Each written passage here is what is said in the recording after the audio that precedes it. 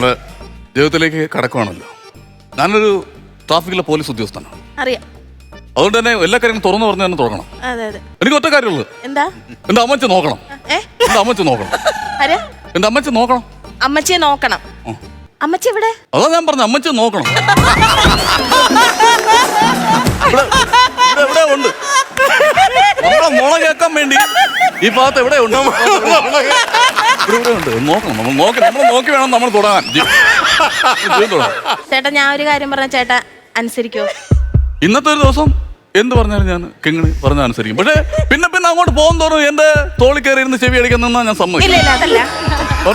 ചേട്ടൻ പറഞ്ഞ പോലെ നമ്മളൊരു ജീവിതത്തിലോട്ട് കാലെടുത്ത് വെക്കുവാണല്ലോ.